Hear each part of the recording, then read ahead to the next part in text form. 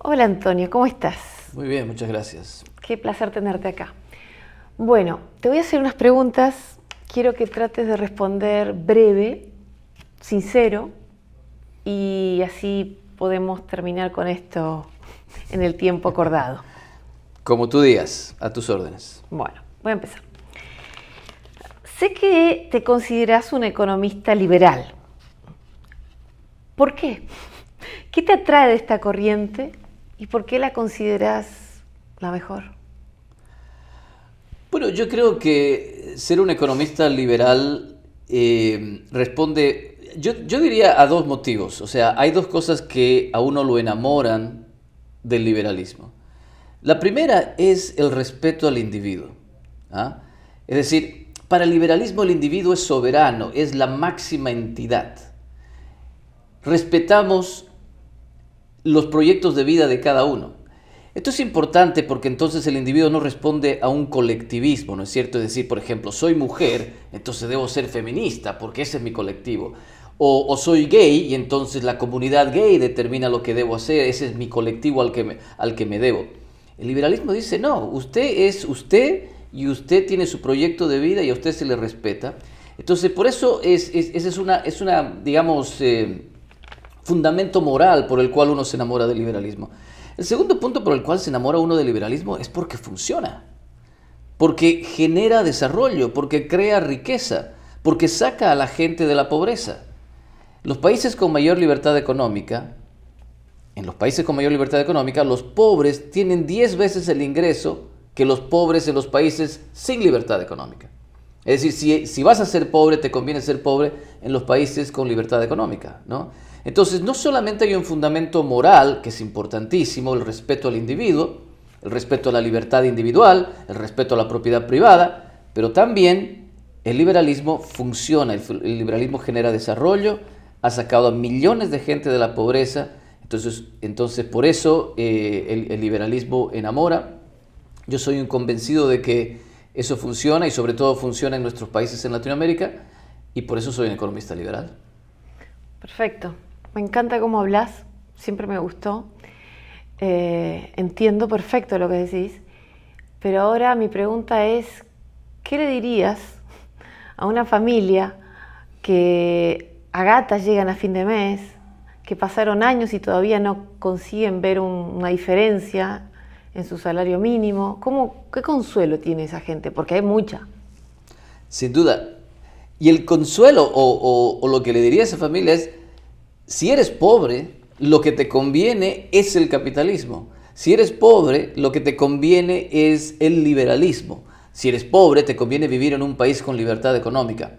¿Por qué? Porque en países con libertad económica, con capitalismo, el récord a través de la historia es que más gente ha salido de la pobreza en esos sistemas que en los otros sistemas, en las alternativas, que serían las alternativas de izquierda, ¿no es cierto? Si tú te fijas, las alternativas de izquierda, los países socialistas, los países que sobreregulan, los países donde el gobierno se mete en la economía, ¿no es cierto?, y nos dice qué hacer, en esos países hay más pobres y cada vez más pobres.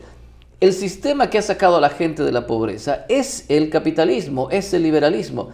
Entonces, la gente que no tiene las herramientas por alguna razón o la educación por alguna razón para poder salir rápidamente de la pobreza, tiene más oportunidades en el mundo liberal. Termino con esto. Un haitiano, una persona de Haití, que vive con lo subsiste, ¿ah?, que tiene muchos hijos, lo que estás describiendo tú. Ese señor haitiano emigra a Miami, toma un vuelo a Miami, llega de polizón, inmigrante ilegal.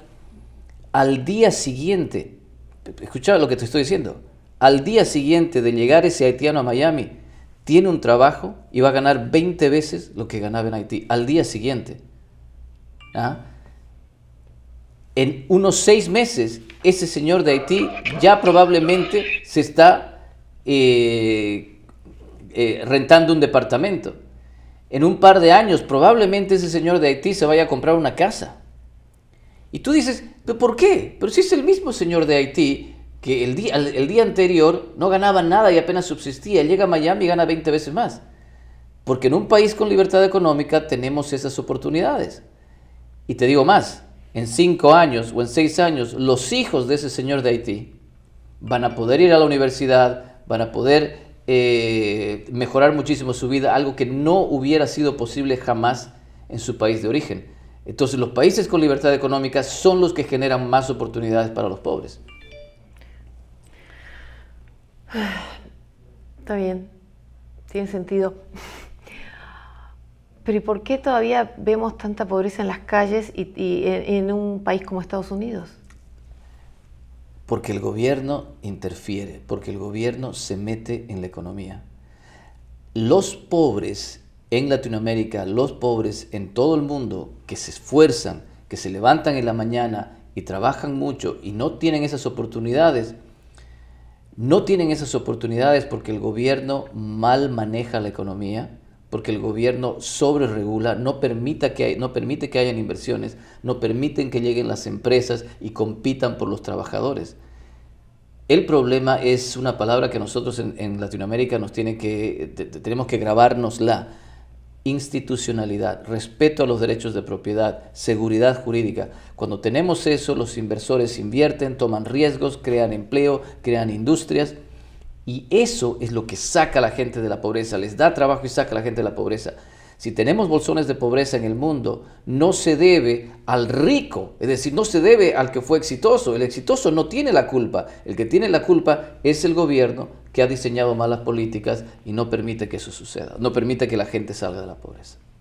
Bueno, que mencionás a ese exitoso, es muy común, ¿no?, que la izquierda suele resentir al exitoso, porque ven al exitoso como un egoísta, un explotador, alguien que podría pagarle mucho más a sus trabajadores. Y no te lo voy a negar eso yo, esa postura resentida y hasta agresiva que a veces toma la izquierda. Entonces te pregunto ahora vos, ¿qué postura toma el de derecha? ¿Cómo te ves vos? Digo, si decimos que la izquierda es agresiva, resentida, ¿cómo es el de derecha?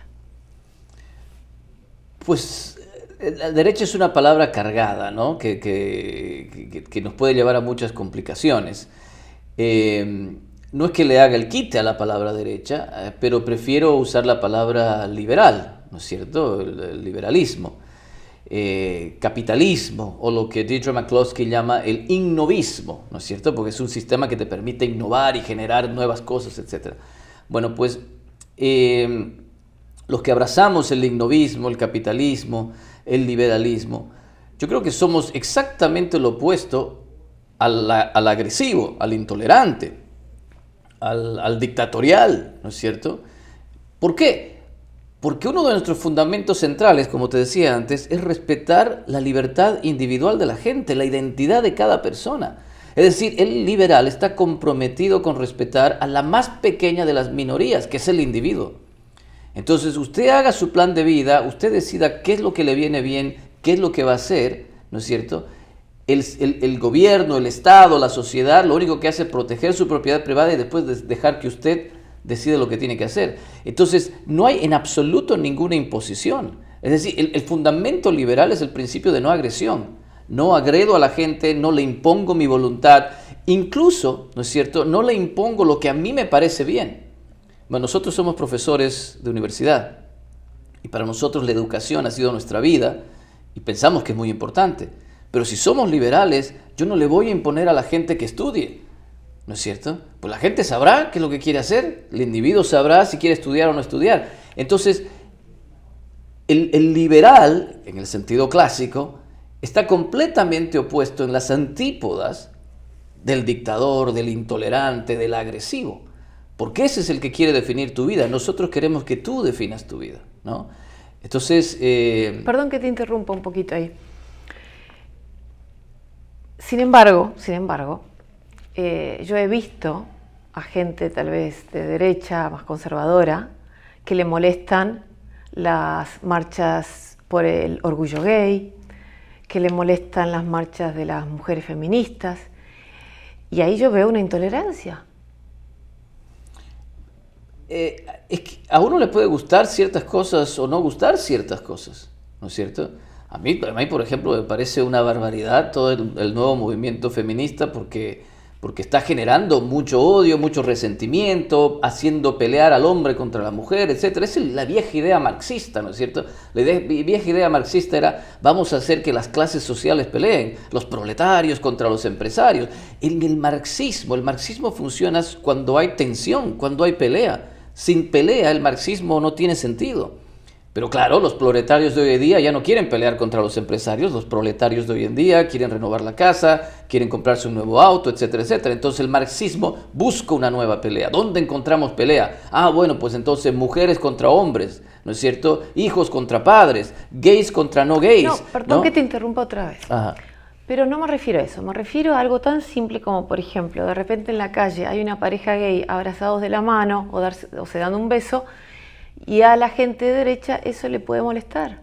Y pueden poner una cara así como de rechazo. Pues probablemente, y a ellos lo que les guste, lo que no les gusta. Pero aquí hay una cosa muy importante, ¿no es cierto?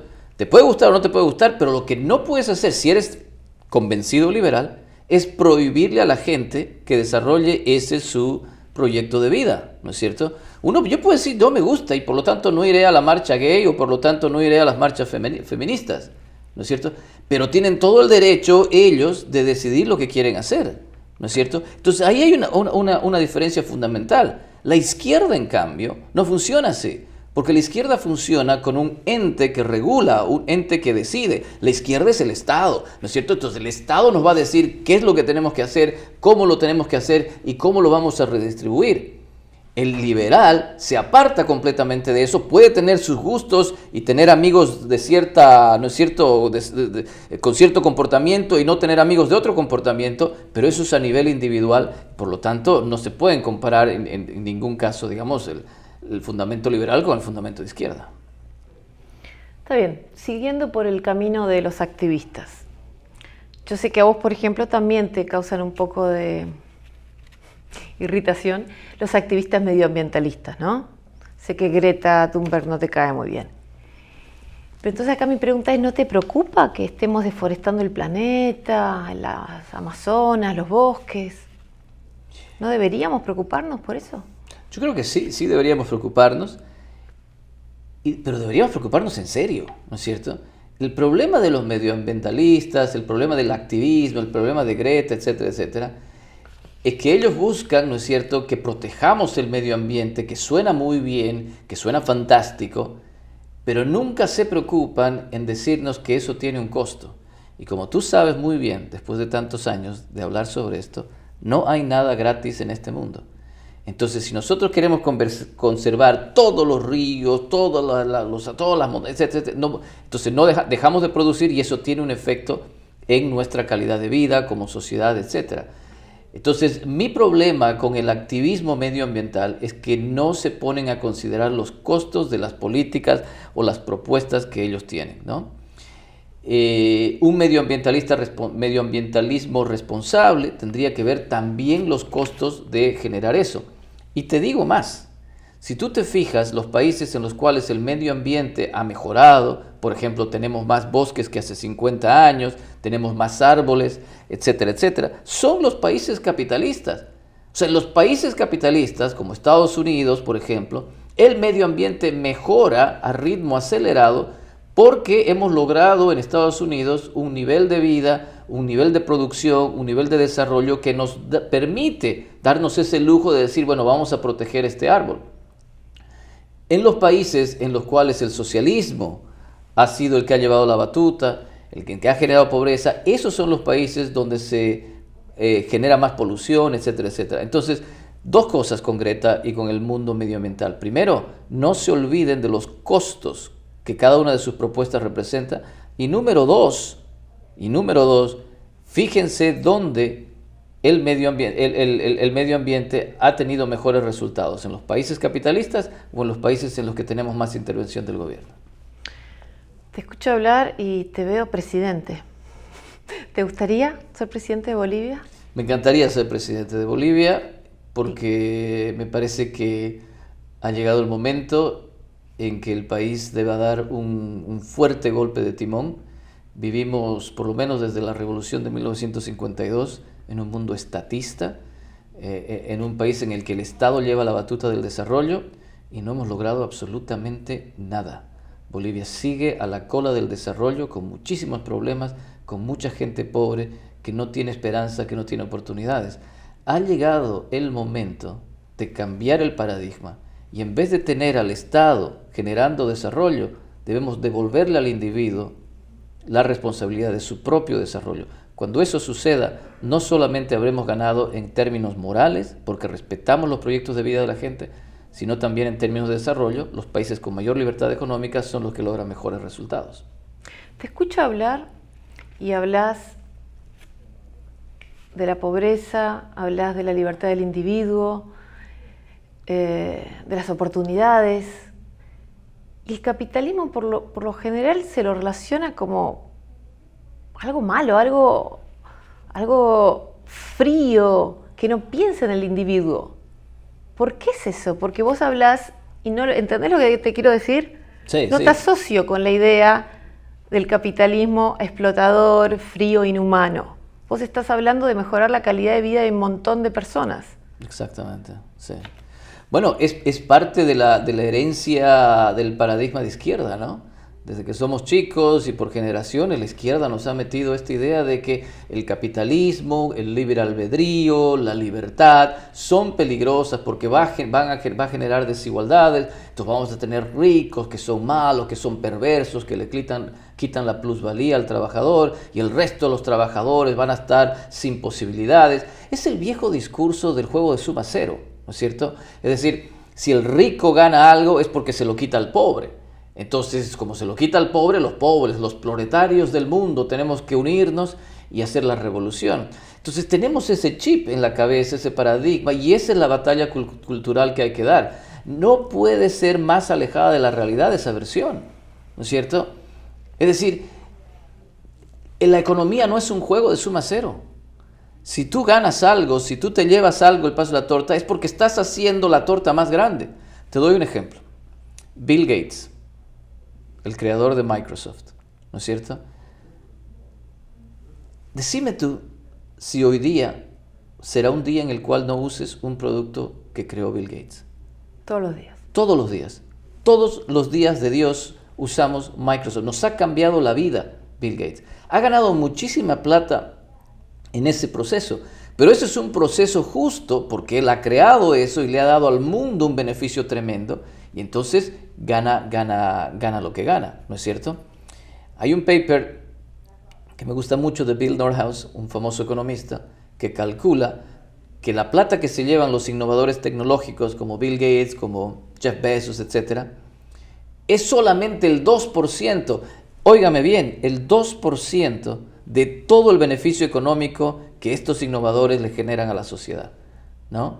Entonces, el capitalismo, con esas oportunidades, respeto a la propiedad privada, respeto a la libertad individual, que la gente se levante en la mañana y tenga incentivos de trabajar, el capitalismo ha generado tremenda riqueza para el mundo, ha sacado a muchísima gente de la pobreza, y entonces el capitalismo es fundamentalmente humano, fundamentalmente social. Es el sistema que más ha generado desarrollo en el mundo. Entonces tenemos que sacarnos ese chip de la izquierda, ese chip socialista, que el capitalismo, los ricos y todo frío y individual. Ese es el sistema más humano para la sociedad, el que más resultados positivos ha generado. Me dejas sin palabras. Bueno, volvamos un poquitito a tus pagos a Bolivia. ¿Qué está pasando en Bolivia? ¿Se están quedando sin dólares? Nos estamos quedando sin dólares, nos quedamos definitivamente sin dólares. Lo hago cortito para que la gente entienda, que nos ve, que no esté familiarizada con Bolivia. Bolivia vendía gas, exportaba gas al resto de países en Latinoamérica, sobre todo a Argentina, a tu país y a Brasil. Y a partir del 2003 más o menos, hasta el 2014, vivimos un boom en el mundo porque el precio del petróleo se disparó durante esos años y Bolivia vendía gas a un precio indexado al del petróleo. Entonces a Bolivia le llegaron ingentes cantidades de dinero. Desde 2006 hasta 2014 fue una bonanza como nunca la habíamos visto en la historia. Nos entraron 55.000 millones de dólares solamente por venta de gas. Pero el 2014 se nos acabó la lotería. porque el precio del petróleo cayó como una plomada, cayeron los ingresos por venta de gas, y entonces había que amarrarse los cinturones. Pero el gobierno del MAS, el gobierno de Evo Morales, dice, no, ¿cómo nos vamos a amarrar los cinturones acá? ¿Cómo vamos a acabar la fiesta? No, que la fiesta siga. Pero si ya no hay ingresos de gas, no pasa nada. Nos comemos todas las reservas que habíamos acumulado. Entonces teníamos 15,000 millones de dólares en reservas en el 2014, nos la empezamos a comer porque ya no había el ingreso del gas, y al día de hoy tenemos más o menos 4,000 millones de dólares, que ni siquiera sabemos que tenemos 4,000 porque el Banco Central ha dejado de sacar las estadísticas en febrero. Entonces estamos en una nebulosa que no sabemos cuánto, pero más o menos 4,000. Nos hemos comido completamente las reservas internacionales. No contentos con eso, el gobierno del MAS decidió endeudarse para que siga la fiesta. Quintuplicamos la deuda del país, o sea, nos endeudamos hasta la coronilla, nos comimos todas las reservas internacionales. ¿Y qué hicimos con toda esa plata? Canchas de fútbol, sedes de UNASUR, ¿no es cierto?, para eventos deportivos, cosas que nunca se... Creamos 70 empresas públicas, todas deficitarias, todas nidos de corrupción, botín de pegas, donde van los de azul, los del MAS, que son el partido de azul, y toman todo eso y se llenan de plata y corrupción, etc. Entonces tenemos 70 empresas públicas que no funcionan, nos hemos comido las reservas internacionales, hemos quintuplicado la deuda, encima tenemos 530,000 empleados públicos, o sea, el gobierno se come el 80% del PIB cada año, solamente en sueldos y salarios, solo en sueldos y salarios. Cada día el gobierno boliviano gasta 20 millones de dólares, cada día. Entonces es un despilfarro que es una locura, y entonces estamos tocando fondo. Al día de hoy no hay dólares, la gente hace colas para comprarlos en el Banco Central, el Banco Central trata de arañar por donde pueda, ya tenemos un tipo de cambio diferenciado, estamos viviendo los estertores de la crisis que se nos viene, y esto es simplemente el resultado de irresponsabilidad, de despilfarro, por seguir con el chip socialista de que el gobierno, el Estado, tiene que dirigir el desarrollo. El 2025, en las elecciones, tenemos que cambiar no solo al MAS, que sí que hay que votarlos, y mandarlos a la cárcel. ¿Votarlos querés decir de sacarlos? Sacarlos. Porque decís votarlos y parece que la gente cree que hay que votar por ellos. Solo en Argentina. Echarlos a la calle, quiero decir. Porque se han farreado toda esa bonanza y han cometido muchísimos actos de corrupción. Al MAS hay que sacarlo, pero no solamente al MAS. Si sacamos solamente al MAS y ponemos a otros que hagan lo mismo, pero sean los buenos muchachos, seguiremos perdiendo. Lo que tenemos que hacer es sacar al MAS y sacar a ese chip, ese paradigma, esa idea de desarrollo, y movernos hacia un país finalmente liberal que le dé al individuo la oportunidad de desarrollarse a sí mismo. Solamente así Bolivia tendrá una oportunidad.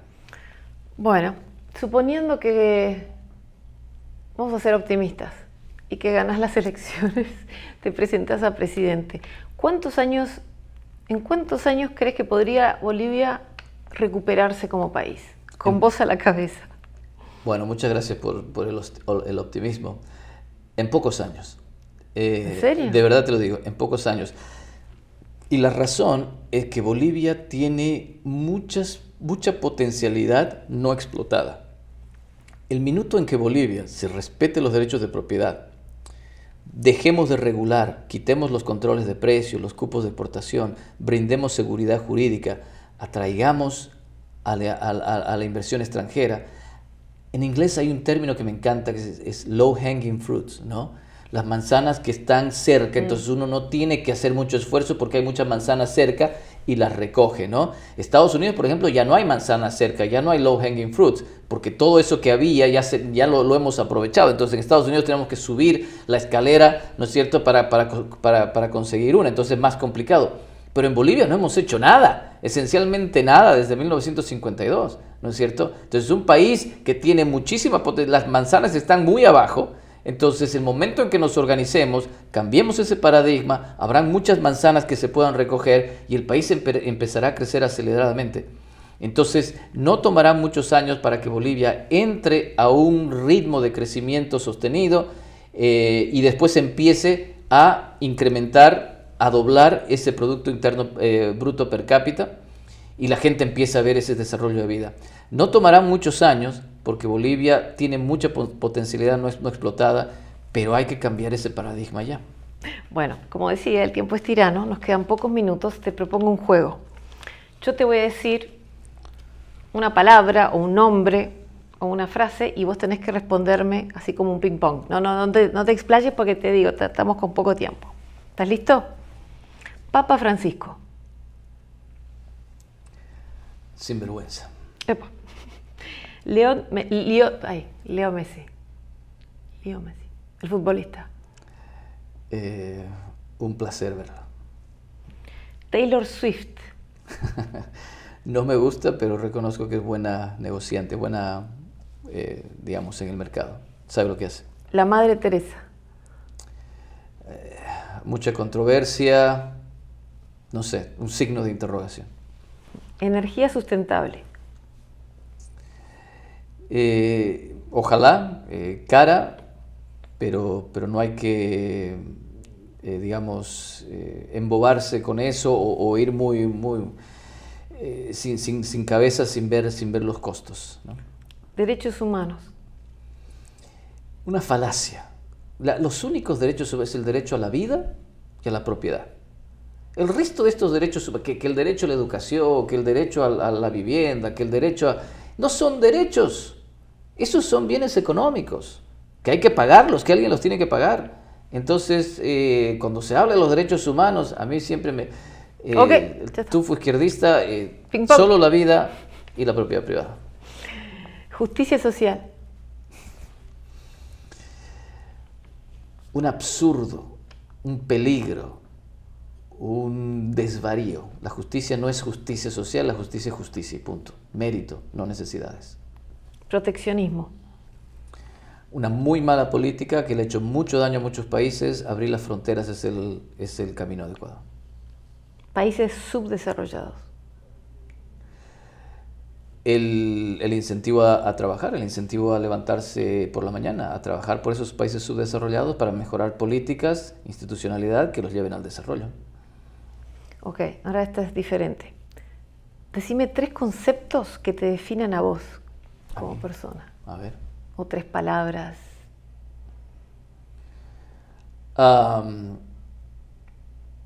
Comprometido. Workaholic, en inglés, sería trabajador empedernido.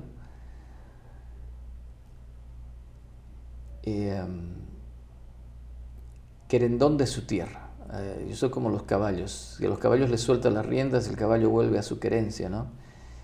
Y para mí eso es Bolivia, es donde tengo la cabeza, el corazón. Así que yo creo que querendón de mi tierra, eso me definiría bien. Tal vez ahí respondiste la próxima. Te iba a decir una imagen que te represente. Pienso en el caballo. ¿Qué va a ser? Bueno, hay una imagen que me representa y de hecho tú has sido parte importante de elaborar esa imagen, el atlas, ¿no? Porque tú me has regalado varios atlases y me gusta esa imagen. Es el hombre que carga el mundo en sus hombros, el emprendedor, la persona que se levanta en la mañana y hace cosas, que genera valor. Esa para mí es una imagen muy importante, la imagen del Atlas cargando el mundo. Humildad. Un chiste. Ok, última. ¿Tu palabra favorita? Mi palabra favorita, libertad. Sabía que ibas a decir eso. Bueno, muchísimas gracias, Antonio. Fue un placer escucharte, como siempre. Y para todo... ¿A dónde miro? Allá. Para todos los que nos están escuchando y viendo esta entrevista, ojalá que la hayan disfrutado como la disfruté yo. Muchas gracias, Clara.